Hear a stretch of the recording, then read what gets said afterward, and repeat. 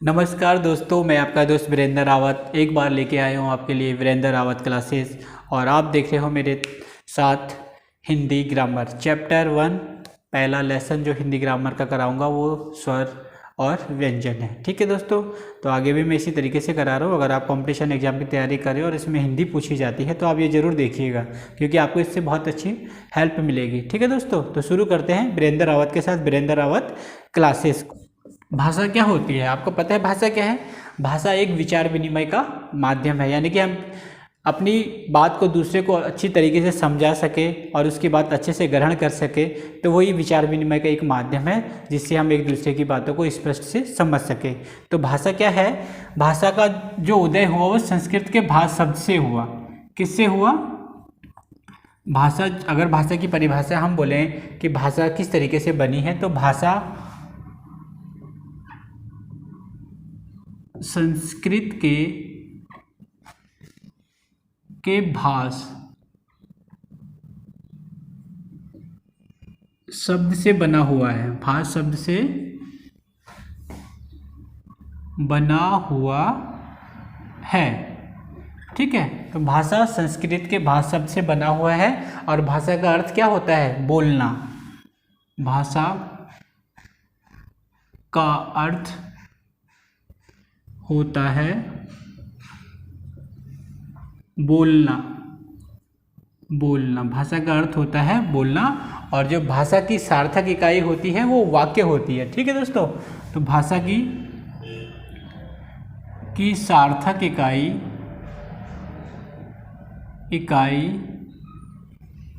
वाक्य होती है। वाक्य होती है, तो भाषा की सार्थक इकाई होती है वाक्य। अगर हम पूछें तो वाक्य से छोटा भी क्या होता है? वाक्य से छोटा जो होता है वो होता है उपवाक्य। वाक्य से छोटा होता है उपवाक्य। उपवाक्य से छोटा होता है पदबंध।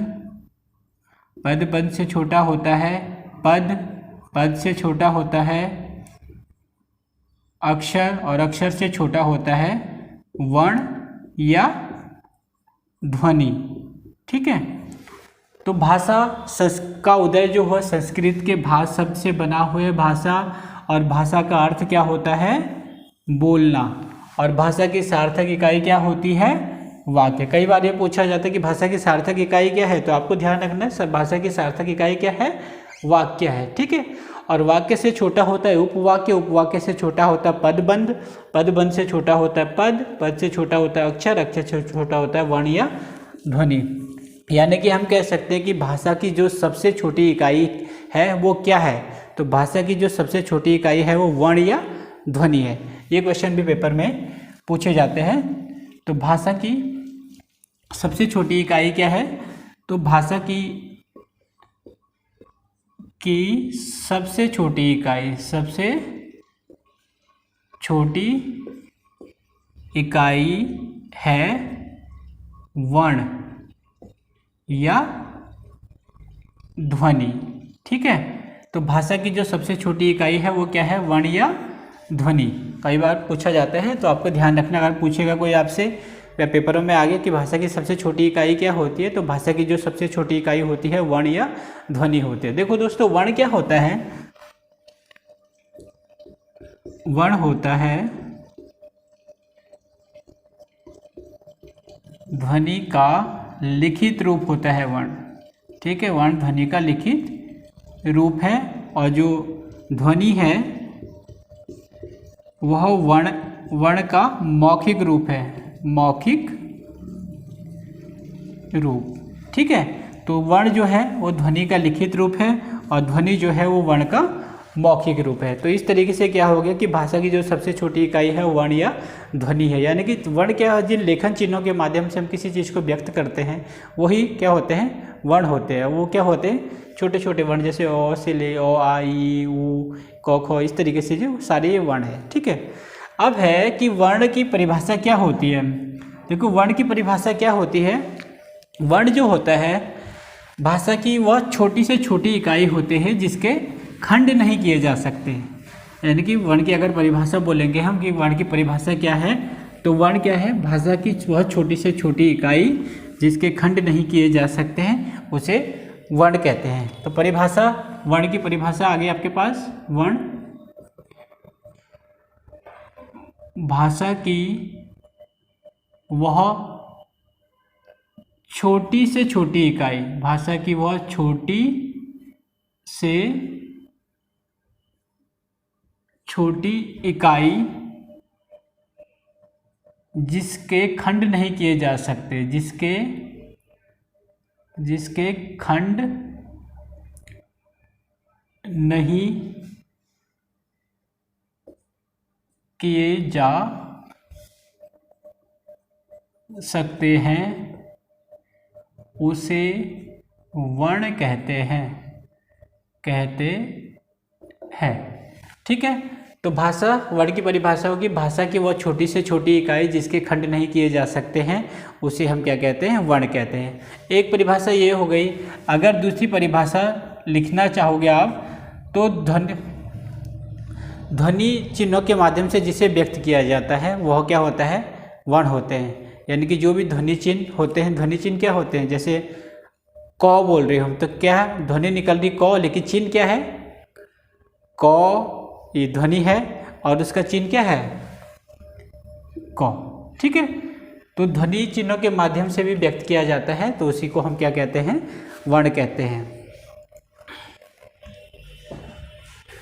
और वर्णों के व्यवस्थित और क्रमबद्ध अध्ययन को क्या कहते हैं, वर्णमाला कहते हैं। तो वर्ण क्या होगी, भाषा की वह छोटी से छोटी इकाई जिसके खंड नहीं किए जा सकते हैं उसे वर्ण कहते हैं, या जिन लेखन चिन्हों के माध्यम से किसी चीज़ को व्यक्त किया जाता है उसे हम वर्ण कहते हैं। ठीक है दोस्तों, तो वर्ण ये होगी आपकी परिभाषा। अब एक चीज़ और समझने वाली है इसमें, जो हिंदी वर्णमाला में है उच्चारण के आधार पर वर्ण अलग होते हैं और लेखन के आधार पर वर्णों की संख्या अलग होती है। देखो उच्चारण के आधार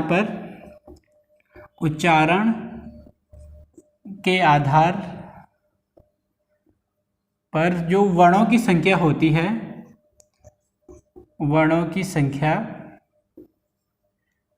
वो होती है 45। ठीक है, उच्चारण के आधार पे वर्णों की संख्या कितनी होती है, 45। इस 45 में क्या होता है, 10 क्या होते हैं आपके स्वर होते हैं और 35 व्यंजन होते हैं। ठीक है, तो टोटल हो गए 45। तो उच्चारण के, अगर पूछा गया आपके उच्चारण के आधार पर वर्णों की संख्या कितनी होती है, तो उच्चारण के आधार पर वर्णों की संख्या कितनी होती है, 45, यानी कि 45 होती है। इसमें 10 स्वर होते हैं और 35 व्यंजन होते हैं। एक पॉइंट ये हो गया आपका। एक पॉइंट होगा लेखन के आधार पर वर्णों की संख्या कितनी होती है। लेखन के आधार पर वर्णों की संख्या, लेखन के आधार पर वर्णों की संख्या कितनी होती है, 52, यानी कि 52। तो 52 में क्या होते हैं आपके 13 आपके स्वर आ गए, 35 आपके व्यंजन आ गए और 4 आपके संयुक्त व्यंजन आ गए, संयुक्त व्यंजन। ठीक है, तो टोटल हो गए 52। ठीक है, तो उच्चारण के आधार पर वर्णों की संख्या 45, लेखन के आधार पर वर्णों की संख्या 52। ठीक है, 52 में 13 स्वर, 35 व्यंजन और 4 संयुक्त व्यंजन होते हैं। ठीक है, तो ये चीज़ भी आप समझ लीजिएगा। अब आते हैं हिंदी वर्णमाला। देखो वर्णमाला क्या होती है, वर्णों के व्यवस्थित एवं क्रमबद्ध अध्ययन को हम क्या कहते हैं, वर्णमाला कहते हैं। यानी कि किसी भी वर्ण को व्यवस्थित तरीके से लिखा जाता है, उसका एक रूल है कि किस तरीके से उसको लिखना है, तो उसी क्रम को क्या कहते हैं, वर्णमाला के व्यवस्थित एवं क्रमबद्ध अध्ययन को हम क्या कहते हैं, वर्णमाला कहते हैं। हिंदी वर्णमाला क्या होगी आपकी, वर्णमाला। वर्णमाला में क्या होते हैं आपके, एक स्वर होते हैं और एक होते हैं व्यंजन। तो स्वर आपके क्या हैं, अ, आ, इ, उ, री, ए, आई, ओ, औ, अंग, अह। ये हिंदी वर्णमाला के क्या हो गए, स्वर हो गए। अ, आ, इ, उ, उ, री, ए, आई, ओ, आउ, अंग, औ। तो कितने हो गए ये? 1 2 3 4 5 6 7 8 9 10 11 12 13। तो हिंदी वर्णमाला में जो स्वरों की संख्या कितनी है? 13 है। ठीक है, ये आपके स्वर हो गए जन।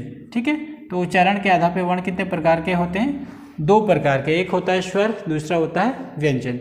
पहले हम सबसे पहले आप क्या पढ़ेंगे? हम स्वरों के बारे में पढ़ेंगे और उसके बाद व्यंजनों के बारे में। स्वर क्या होता है? स्वर की अगर परिभाषा हम लिखेंगे कि स्वर क्या है, तो स्वर की परिभाषा क्या आ जाएगी? स्वतंत्र रूप से उच्चारित होने वाले वर्णों को स्वर कहते हैं।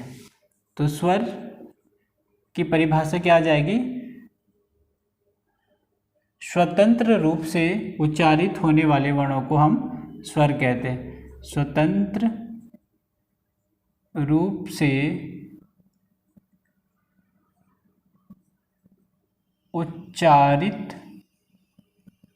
होने वाले वर्णों को स्वर कहते हैं। ठीक है, तो स्वतंत्र रूप से उच्चारित होने वाले वर्णों को स्वर कहते हैं, यानी कि ऐसे वर्ण जिनको किसी और की सहायता की जरूरत नहीं होती है, उन्हें हम स्वर कहते हैं। तो स्वतंत्र रूप से बोले जाने वाले वर्णों को स्वर कहते हैं, या स्वतंत्र रूप से उच्चारित होने वाले वर्णों को क्या कहते हैं? स्वर कहते हैं। तो हिंदी वर्णमाला में जो स्वरों की संख्या है, हिंदी वर्णमाला में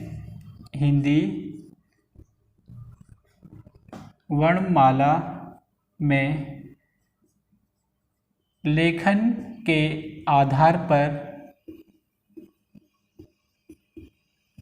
वर्णों की संख्या 13 है। तो हिंदी वर्णमाला में लेखन के आधार पर वर्णों की संख्या कितनी है? 13। 13 कौन कौन से हो गए? एक हो गया अ, आ, ई, उ, ए, आई, यहाँ पे री भी आएगा, ए, आई, ओ, आउ, अंग, औह। ठीक है, तो हिंदी वर्णमाला में लेखन के आधार पर वर्णों की संख्या कितनी होती है? 13। और वो 13 कौन कौन से हैं? उदाहरण ये है आपके 13 कौन कौन से हो गए आपके हिंदी वर्णमाला में?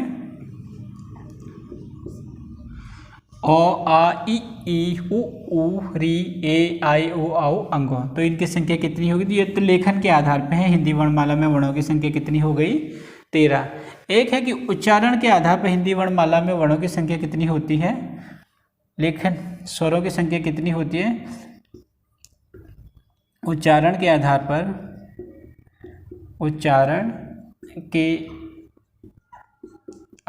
पर स्वरों की संख्या कितनी होती है? 10। ठीक है, उच्चारण के आधार पर स्वरों की संख्या कितनी होती है? 10। और वो 10 कौन कौन से हैं? अ, आ, ई,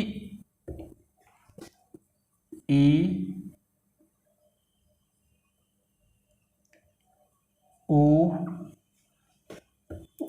आ, ई, उ। ठीक है, तो उच्चारण के आधार पर स्वरों की संख्या 10 हो गई। अ, आ, ई, उ, ये हो गया बड़ा उ बोलते हैं इसको, ए, आई, ओ, आओ। ठीक है, तो हिंदी वर्णमाला में उच्चारण के आधार पर स्वरों की संख्या कितनी हो गई? 10। 1 2 3 4 5 6 7 8 9 10। ठीक है, तो ये हिंदी वर्णमाला में उच्चारण के आधार पर वर्णों की संख्या कितनी है? 10। और हिंदी वर्णमाला में लेखन के आधार पर वर्णों की संख्या 13। ठीक है, तो कई अलग अलग क्वेश्चन आते हैं कि उच्चारण के आधार पर स्वरों की संख्या कितनी है? 13। और लेखन के आधार पर स्वरों की संख्या कितनी है? 13। उच्चारण के आधार पर स्वरों की संख्या कितनी है? 10। तो ये आपको ध्यान रखना है। ठीक है, अब है आगे इसमें कि स्वरों का वर्गीकरण भी किया गया है। स्वरों का वर्गीकरण, तो स्वर 2 टाइप के होते हैं, एक मूल स्वर होते हैं और एक दीर्घ स्वर या संधि स्वर होते हैं। ठीक है, मूल स्वर, स्वरों का वर्गीकरण, स्वरों का वर्गीकरण, ठीक है। दो टाइप से होते हैं, एक होता है मूल स्वर या इनको ह्रस्व स्वर भी बोलते हैं, और दूसरा होता है आपका दीर्घ स्वर या संधि स्वर, ठीक है, दीर्घ स्वर या संधि स्वर। स्वरों की परिभाषा मैंने बता दिया। स्वतंत्र रूप से उच्चारित होने वाले वर्णों को स्वर कहते हैं। हिंदी वर्णमाला में स्वरों की संख्या कितनी है?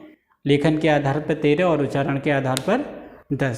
स्वरों का वर्गीकरण दो टाइप से किया गया, एक मूल स्वर है और एक मूल स्वर या ह्रस्व स्वर एक ही है, और दूसरा है दीर्घ स्वर या संधि स्वर। तो मूल स्वर की परिभाषा क्या हो जाती है? जिन स्वरों के उच्चारण में कम समय लगता है उन्हें हम मूल स्वर कहते हैं। यानी कि अगर परिभाषा लिखेंगे मूल स्वर की, तो मूल स्वर की परिभाषा क्या आ जाएगी? मूल स्वर या ह्रस्व स्वर, ठीक है। तो इसकी परिभाषा क्या हो जाएगी? परिभाषा हो जाएगी ऐसे स्वर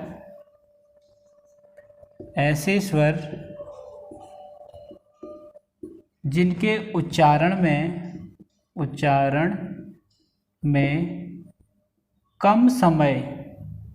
कम समय लगता है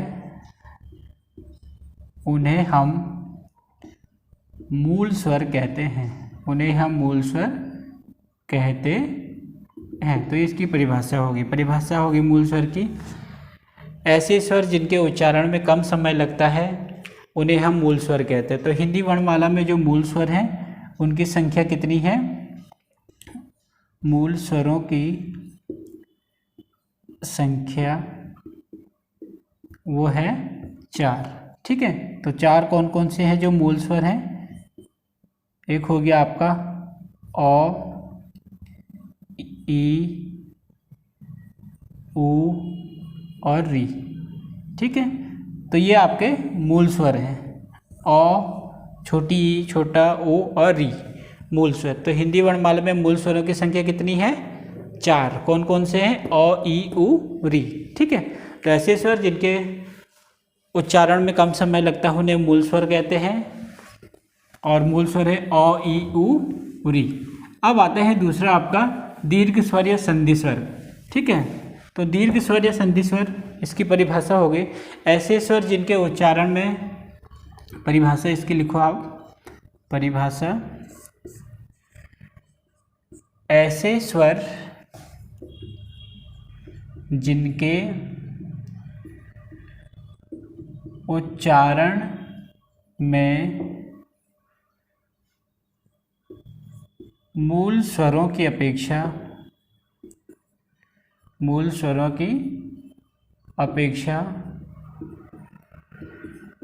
अधिक समय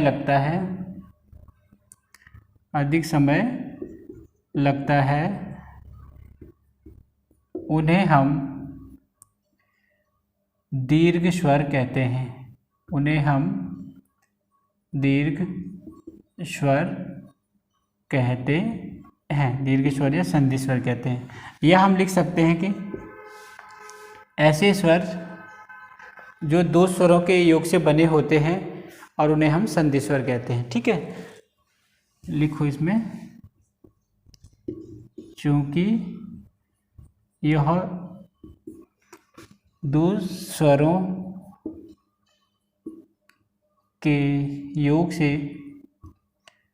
के योग से बने होते हैं, इसलिए इन्हें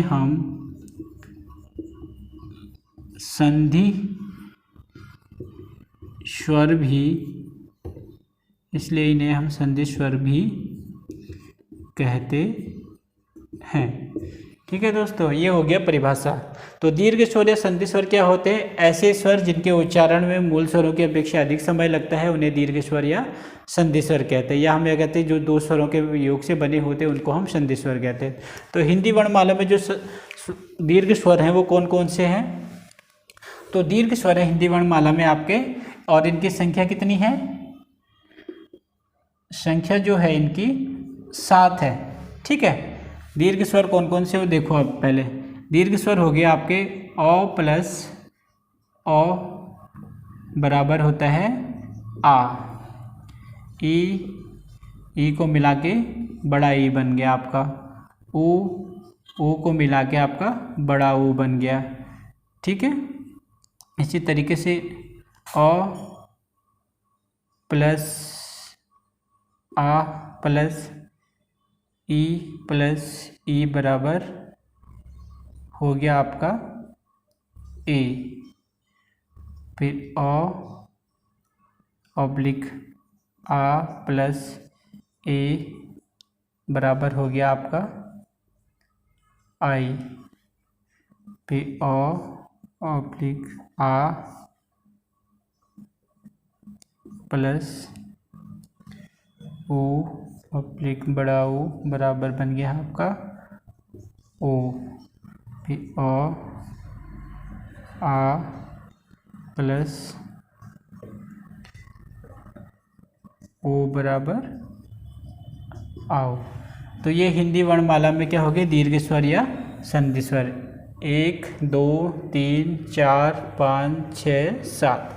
तो ये आपके हिंदी वर्णमाला में क्या हो गया? दीर्घ स्वर कौन कौन से हो गए आपके? तो दीर्घ स्वर आपके हो गए आ हो गया, ई हो गया, ठीक है, बड़ी ई हो गया, बड़ा ऊ हो गया, ए आई ओ आओ। तो कितने हो गए? 1 2 3 4 5 6 7। तो हिंदी वर्णमाला में जो दीर्घ स्वर या संधि स्वर हैं वो ये हैं। ठीक है, तो आगे आपको मूल स्वर, हिंदी वर्णमाला में मूल स्वरों की संख्या है 4। 4 कौन कौन से? अ, ई, उ और री, 4। ठीक है, दीर्घ स्वर मूल स्वरों के साथ मूल स्वरों की अपेक्षा जिनको ज़्यादा समय लगता है उनको हम क्या करते हैं? दीर्घ स्वर या संधि स्वर कहते हैं। तो दीर्घ स्वर या संधि स्वर क्या है? ये। ठीक है, तो इनकी संख्या 7 होती है। दीर्घ स्वर या संधि स्वर किस लिए कहा जाता है? इनको देखो, ये अ और अ 2 बार मिलने के तब जाके ये आ बन रहा है। तो 2 स्वरों के योग से मिल के बन रहा है, तब जाके ये इस तरीके से बन रहे, तो इनके इसलिए दीर्घ स्वर या संधि स्वर कहते हैं। ठीक है, तो स्वरों की ये वर्गीकरण हो गया। इसके अलावा क्या है दोस्तों, जो स्वर हैं उनमें कुछ स्वर ऐसे होते हैं जो अयोग्यवाह होते हैं। यानी कि अयोग्यवाह का अर्थ क्या है? ऐसे स्वर जिनका जातीय योग न तो स्वरों के साथ होता है और न ही व्यंजनों के साथ होता है, उन्हें अयोग्यवाह कहते हैं। तो अयोग्यवाह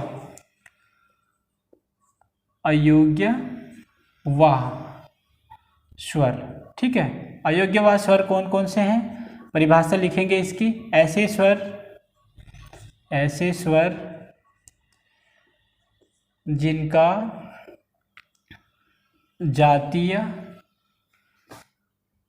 योग न तो स्वरों के साथ होता है, न तो स्वरों के साथ होता है और ना ही व्यंजनों के साथ होता है, उन्हें हम अयोग्यवाह वर्ण कहते हैं। उन्हें हम अयोग्यवाह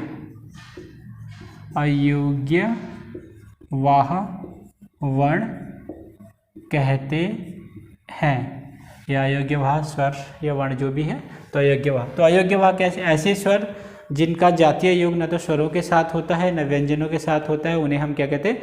अयोग्यवाह वर्ण कहते हैं। तो हिंदी वर्णमाला में जो अयोग्यवाह वर्ण है उनकी संख्या कितनी है? 2। ठीक है, तो अयोग्यवाह वर्ण कितने हो गए आपके? एक हो गया आपका अंग और दूसरा हो गया अह। तो हिंदी वर्णमाला में जो अयोग्यवाह वर्ण है वो अंग और अह है। ठीक है, ये हिंदी वर्णमाला में अंग को हम क्या कहते हैं? अनुस्वर कहते हैं, और अह को हम कहते हैं विसर्ग। क्या कहते हैं? अह को विसर्ग। हिंदी वर्णमाला में अयोग्यवाह, कई बार क्वेश्चन आता है एग्जाम वगैरह में जहाँ पे हिंदी पूछी जाती है, इस तरीके से क्वेश्चन आते हैं, हिंदी वर्णमाला में अयोग्यवाह वर्णों की संख्या कितनी है? संख्या पूछी गई है तो आप लिख दोगे कि हिंदी वर्णमाला में अयोग्यवाह वर्णों की संख्या 2 है।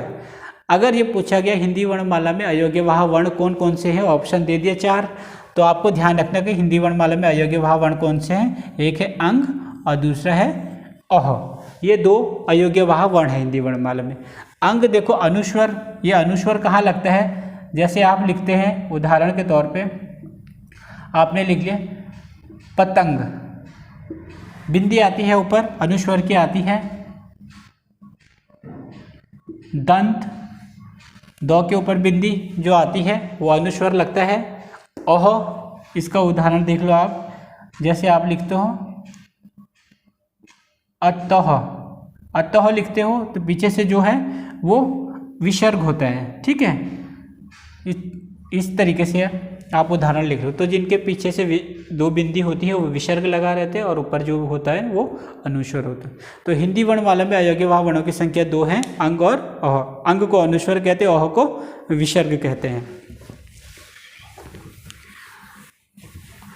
तो ये चीज़ें ध्यान रखना है। तो स्वरों के बारे में तो स्वर ये हो गया आपके। इसी तरीके से अब यह है कि जीभ के प्रयोग के आधार पर स्वरों का वर्गीकरण किया गया। तो जीभ के प्रयोग के आधार पे, जीभ के प्रयोग के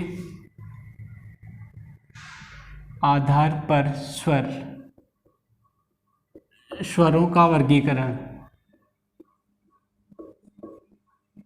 ठीक है। तो जीभ के प्रयोग के आधार पर स्वरों का वर्गीकरण है 3 टाइप से। एक होता है अग्रस्वर।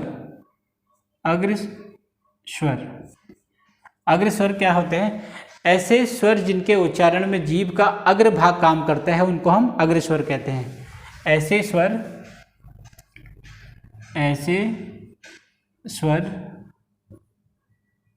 जिनके उच्चारण में जीभ का अग्र भाग काम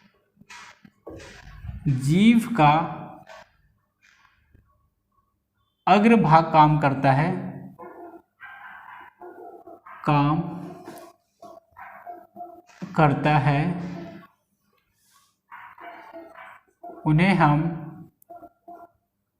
अग्रस्वर कहते हैं। तो ऐसे स्वर जिनके उच्चारण में जीभ का अग्र भाग काम करता है उनको हम अग्रस्वर कहते हैं। हिंदी वर्णमाला में जो अग्रस्वर हैं वो कौन कौन से हैं? अग्रस्वर है आपके ई, ए, आई, ठीक है। तो ये आपके अग्रस्वर है। हिंदी वर्णमाला में अग्रस्वर ई, ए, आई, ये अग्रस्वर है, ठीक है। तो अग्रस्वर ये हो गया आपके। एक होता है मध्य स्वर।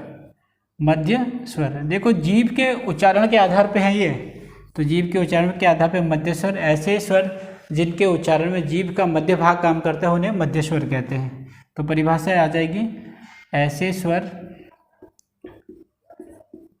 जिनके उच्चारण में जीभ का मध्य भाग काम करता है उन्हें मध्य स्वर कहते हैं, मध्य स्वर कहते हैं। तो मध्य स्वर कौन कौन से? उदाहरण के तौर पे आ, तो जीभ के तो ओ, ठीक है। तो ये आपका मध्य स्वर है, ठीक है। अग्र स्वर हो गया आपके ई, ए, आई, मध्य स्वर हो गया आपका ओ। एक होता है पश्च स्वर। ऐसे स्वर जिनके उच्चारण में जीभ का पश्च भाग काम करता है उनको क्या कहते हैं? पश्च स्वर कहते हैं। तो ऐसे स्वर जिनके उच्चारण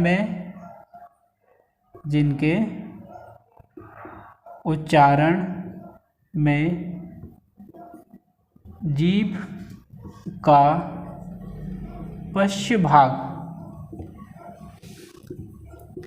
काम करता है उन्हें पश्च स्वर कहते हैं। तो पश्च स्वर कौन कौन से हो गए आपके? आ हो गया, ठीक है,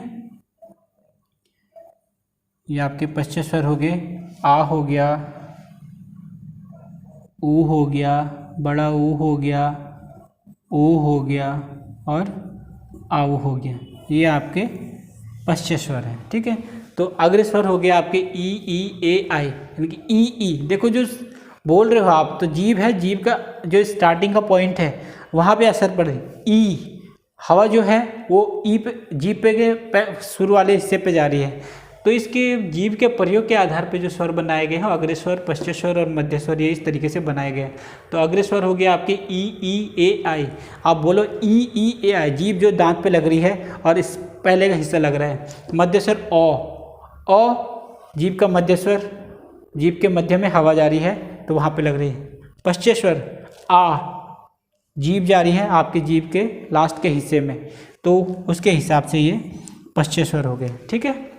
तो अग्र स्वर, पश्च स्वर, मध्य स्वर, इस तरीके से स्वरों का वर्गीकरण किया गया है हिंदी वर्णमाला में। आपको इसको ध्यान रखना है इस तरीके से, जीभ के प्रयोग के आधार पे हो गए आपके। अब है ओंठों की स्थिति के आधार पे।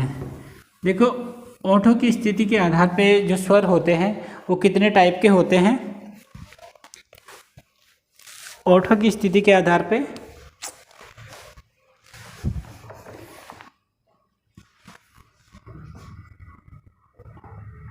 ओंठों की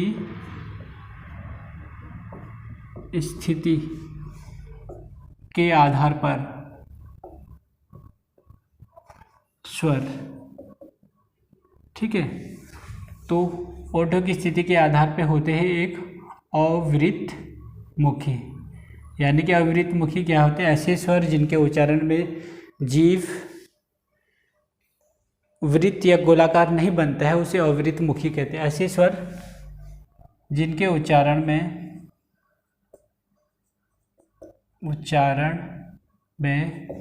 जीभ वृत्त मुखी या गोलाकार नहीं होता है उन्हें अवृत मुखी कहते हैं। तो अवृत मुखी कौन से आपके अ, आ, ई, ये अवृत मुखी है। ए आई, ये क्या हो गया आपके अवृत मुखी हो गए, ठीक है। तो हिंदी वर्णमाला में जो अवृत मुखी हैं वो है अ, आ, ई ए आई, ये अवृत मुखी हो गए। यानी कि इनके उच्चारण में जो हमारी ओंठ है वो गोलाकार नहीं हो रहा है, तो इसको अवृत मुखी कहते हैं। और जिनके उच्चारण में ओंठ गोलाकार होते हैं उसको वृत्त मुखी कहते हैं। तो वृत्त मुखी कौन, ऐसे स्वर जिनके उच्चारण में जीभ गोलाकार होती है, ऐसे स्वर जिनके उच्चारण में ओंठ गोलाकार होता है उन्हें वृत्त मुखी कहते हैं, वृत्त मुखी स्वर कहते हैं। तो वृत्त मुखी स्वर कौन कौन से हो गए आपके,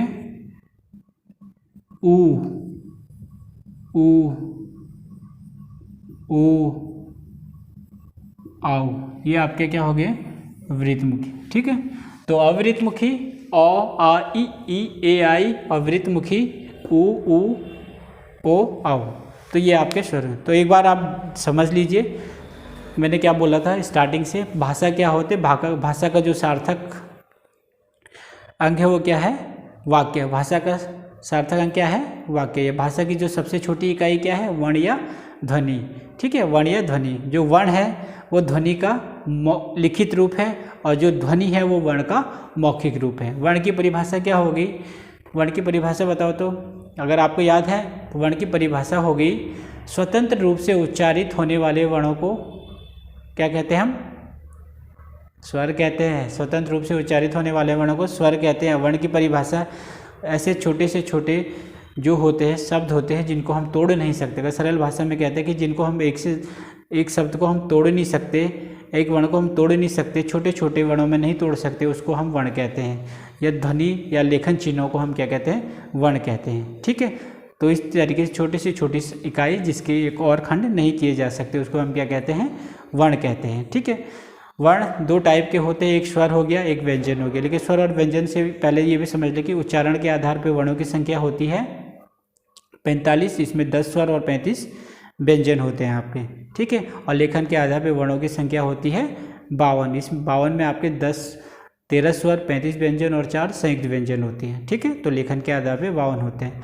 स्वर व्यंजन दो टाइप के होते हैं, एक स्वर होता है और एक व्यंजन होता है। स्वर क्या होता है, स्वतंत्र रूप से उच्चारित होने वाले वर्णों को हम क्या कहते हैं, स्वर कहते हैं। हिंदी वर्णमाला में स्वरों की संख्या कितनी है, 13 है। लेखन के आधार पर स्वरों की संख्या 13 है और उच्चारण के आधार पर स्वरों की संख्या कितनी है, 10 है। स्वर दो टाइप के होते हैं, एक मूल स्वर या ह्रस्व स्वर, दूसरा दीर्घ स्वर या संधि स्वर। मूल स्वर क्या होते हैं, जिनके बोलने में कम समय लगता है उनको मूल स्वर कहते हैं। तो मूल स्वर क्या है आपके, अ, उ, ई, ये क्या, और री, ये आपके मूल स्वर या ह्रस्व स्वर है। दीर्घ स्वर जिनके बोलने में मूल स्वरों की अपेक्षा अधिक समय लगता है उनको हम दीर्घ स्वर या संधि स्वर कहते हैं, या दो स्वरों के मेल से जो बना होता है उसको हम संधि स्वर कहते हैं। ठीक है, तो संधि स्वर क्या हो गया आपके, आ हो गया, बड़ा ओ हो गया, बड़ी ई होगी, ए हो गया, आई हो गया, ओ हो गया, आओ। इसकी संख्या कितनी होती है, 7 होती है।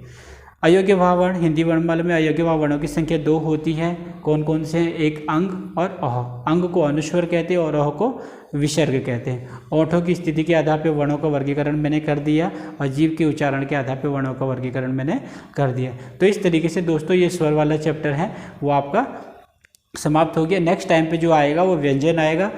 ठीक है दोस्तों, तो धन्यवाद मेरी वीडियो देखने के लिए। आपने अपना समय दिया, इस कीमती समय के लिए आपको बहुत बहुत धन्यवाद। Thank you.